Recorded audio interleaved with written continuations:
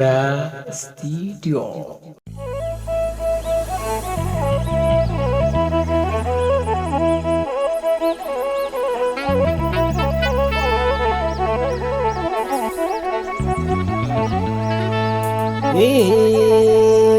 Akkam jedheen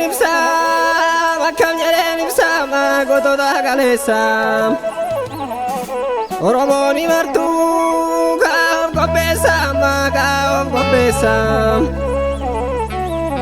gootota Oromoo fakkeenya fudhachuuf daadhii ilma galaanaa falmataa keessaa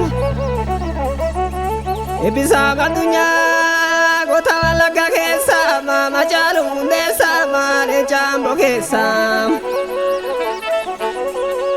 kana qofaa miti gootonni kaleessaa gochaan jara kanaa garaa nama qabbaneessaa maaloo yaata adda saabirruu lafeen keetti jabee lubbuu wareegamtee qubee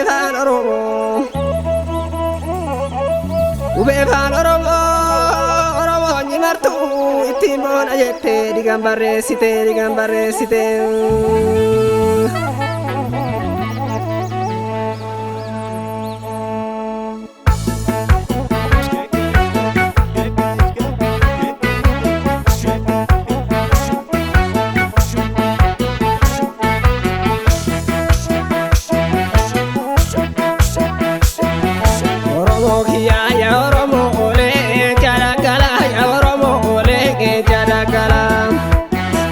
Oromoo kiyyaa qomoon dhufee eelaa mirgaan galaa naftanyaa asaa kibalbala Numni boolloodha qarree guwaatu Numni boolloodha qarree guwaatu Numni boolloodha Manjeessanii bara Manjeessanii afaan mannuukuun roorroodha Jebbiloota tooya jebbiloota qarree guwaa jebbiloota qarree guwaa Jebbiloota tooma falayyaa arraa singaatanii akka saree fi mi'arree du'aa.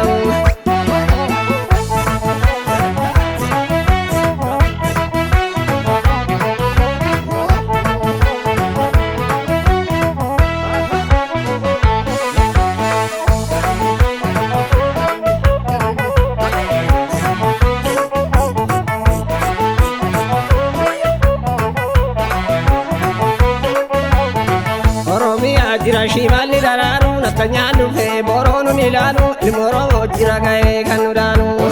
Jira shimalli daraaru naftanyaan dhufee boroon nun ilaalu ilma Oromoo jira ga'ee kan nu daanu. Oromiyaa jira shimalli daraaru naftanyaan dhufee boroon nun ilaalu ilma Oromoo jira ga'ee kan nu daanu.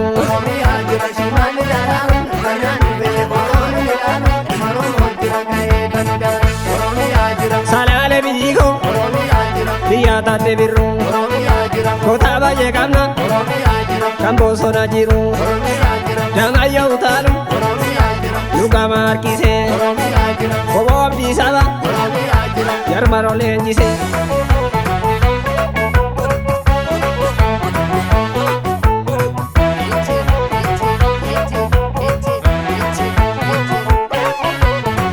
Tokko saadhi qeerroon Oromiyaa itti wal eegamne hin kenninu biyyaa.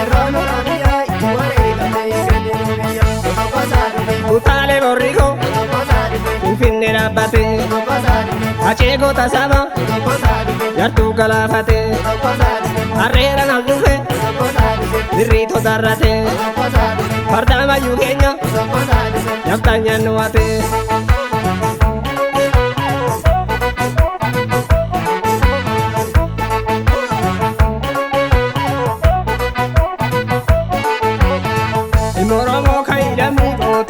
Falmadhu sabni Oromoo hundi galaadha walitti mirmadhu.